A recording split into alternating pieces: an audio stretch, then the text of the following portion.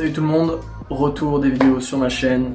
Entre temps il y a eu le confinement, tout ça, donc je ferai sûrement une autre vidéo pour vous récap un peu ce qui s'est passé. Et aujourd'hui on va parler génétique, on va parler de mon analyse, donc ma structure osseuse, ma structure musculaire et les mouvements qui sont le plus propices à ma génétique.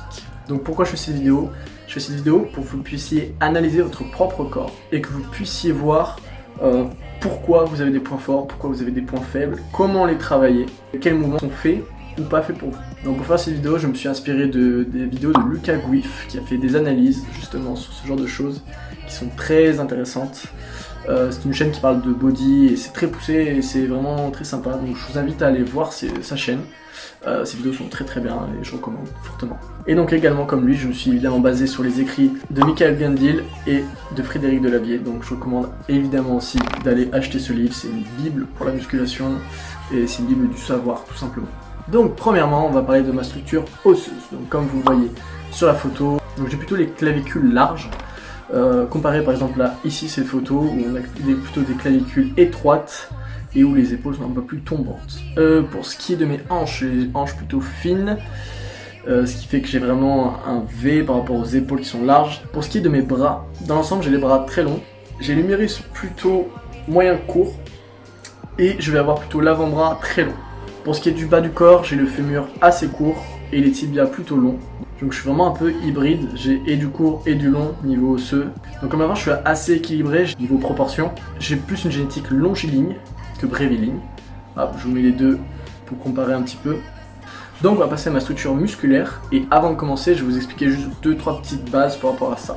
Donc on va parler de muscles longs et des muscles courts.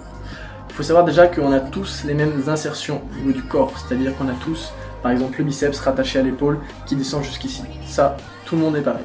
Ce qui va changer, c'est le nombre de fibres. Donc par exemple, un biceps long, c'est un biceps qui va venir se rattacher très bas. C'est un biceps qui va avoir de la fibre jusqu'en bas. Tandis qu'un biceps court, lui, aura des fibres plus hautes. Un muscle court, c'est un point faible généralement, et c'est très intéressant de savoir du coup comment travailler. C'est-à-dire éviter par exemple tout ce qui est rebond. Sur un Larry Scott, on va essayer de tendre au maximum, faire des plus courtes amplitudes. Travailler aussi en isolation au niveau des retards. Et à l'inverse, du coup, un point fort, un muscle long, plus vous allez avoir de fibres et plus vous allez avoir de force. Et plus vous allez avoir de potentiel de développement, donc de facilité à grossir. Donc maintenant que les bases sont posées, on va revenir sur mon physique et on va commencer par les pectoraux. On peut voir que j'ai les pectoraux courts, donc ils sont assez hauts sur le torse.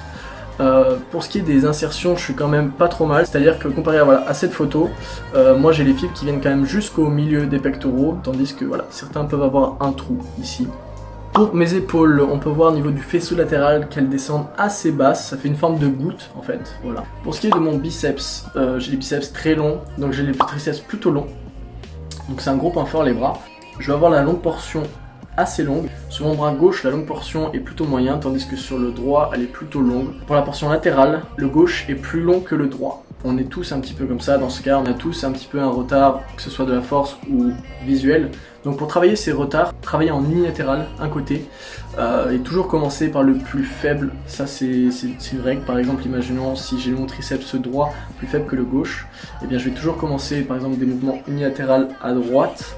Si je m'arrête à 12, j'en fais 12 de l'autre côté, même si j'ai la capacité d'en faire plus. Voilà. Pour ce qui est de mes avant-bras, j'ai des longs supinateurs et en général tous les muscles de mon avant-bras sont assez longs, donc c'est aussi un point fort sur ça. On va passer maintenant de dos. Donc on peut voir que à cause de mes clavicules longues, j'ai les trapèzes un peu allongés. J'irai pas jusqu'à dire que c'est un point faible, mais c'est un point que je dois évidemment travailler. Donc plus on est large d'épaule et plus c'est dur de travailler l'intérieur, donc c'est pareil au niveau du milieu des pecs et des rhomboïdes. Pour ce qui est de mes deltoïdes postérieurs, on peut voir qu'ils sont, je pense, assez courts et ce n'est pas un point faible pour autant. Je fais quand même beaucoup de tirages, etc. et c'est un point à travailler, ça c'est sûr, mais je ne dirais pas que c'est un retard.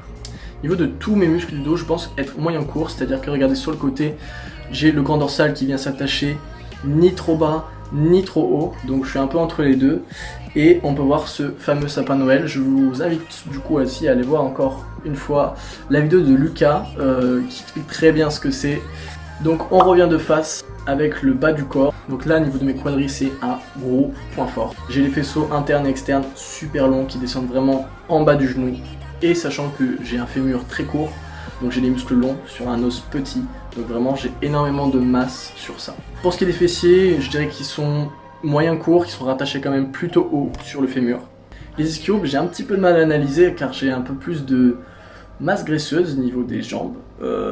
C'est vrai qu'ils sont un peu moins dessinés et c'est vrai que j'ai un peu du mal à repérer. Je pense qu'ils sont pareils, moyens courts. Je me rends pas moins compte. Enfin bon, s'il y en a qui s'y connaissent peut-être un peu mieux que moi dans les commentaires, n'hésitez pas à me dire ce que vous en pensez. Et pour ce qui est des mollets, pareil, je pense être moyen, peut-être un peu plus court quand même que moyen, qui sont assez hauts du coup sur l'os. Donc ça c'était pour mon analyse musculaire. Maintenant on va passer un peu aux mouvements. Quels mouvements sont plus propices à ma génétique? Donc en premier, le soulevé de terre. Alors là il y a un peu un hic par rapport à ma génétique, ou alors c'est peut-être moi, je ne sais pas.